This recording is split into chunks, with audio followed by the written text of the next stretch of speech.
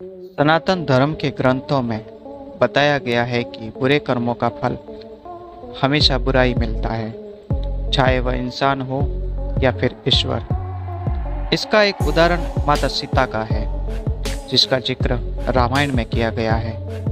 दरअसल रामायण कई भाषाओं में लिखी गई है, लेकिन रामायण की अलग अलग दंत कथाएं मिलती है, जिनके कई लोग परिचित नहीं हैं। इस कथा के अनुसार यह बताया गया है कि आखिर क्यों माता सीता को राजा राम से अलग होने का श्राप मिला था, जब वो एक दूसरे के गठबंधन में भी नहीं बंधे थे।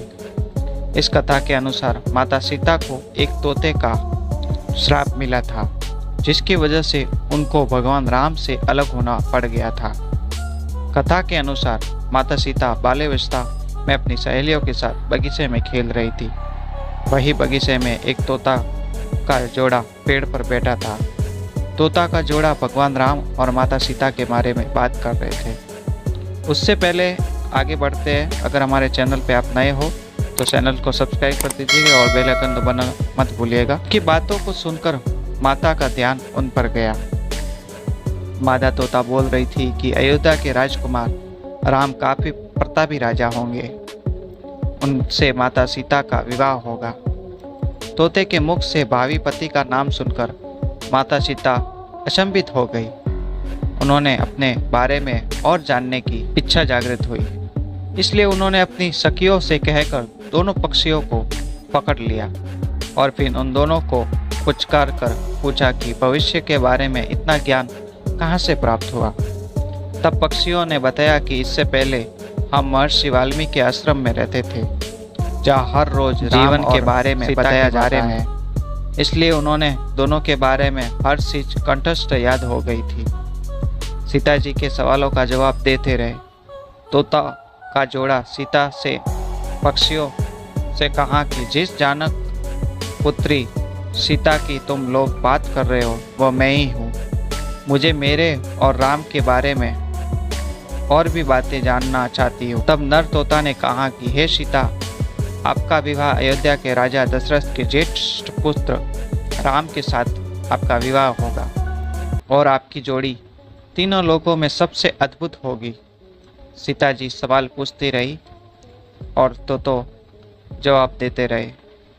ऐसे में सीता जी प्रसन्न हो गई और कहा कि अब ये हमारे साथ ही यहाँ पर रहेंगे। लेकिन यह सुनकर तोता हैरान रह गया और उसने कहा कि हम पंछी हैं, हमें पिंजरे में कैद ना करो। तोते ने इसके लिए बहुत याचना की। तब सीता ने नर तोते को छोड़ दिया, लेकिन मादा तोता को नहीं छोड़ा और कहा कि मेरे साथ ही रहेगी। तो तोता ने कहा कि मेरी पत्नी गर्भवती है, इसलिए ऐसे समय पर उनको जाने दें। हम दोनों एक दूसरे का वियोग सहन नहीं कर सकते, इसलिए आप मेरी पत्नी को जाने दें। लेकिन सीता जी ने उसकी एक न सुनी। इस पर मादा तोता को बहुत गुस्सा आया और श्राप दिया कि जिस तरह तुमने गर्भावस्था में मेरे पति से मुझको अलग कर दिया है, वैसे ही गर्भावस्था के दौरान तुमको भी पति वियोग का सहन करना पड़ेगा। इतना कहते ही मादा तोता ने अपना प्राण त्याग दिए। बताया जाता है कि अगले जन्म में तोता वही धोबी था जिसने माता सीता के चरित्र पर उंगली उठाई थी, जिसके बाद भगवान राम ने सीता का गर्भावस्था के दौरान ही त्याग कर दिया था।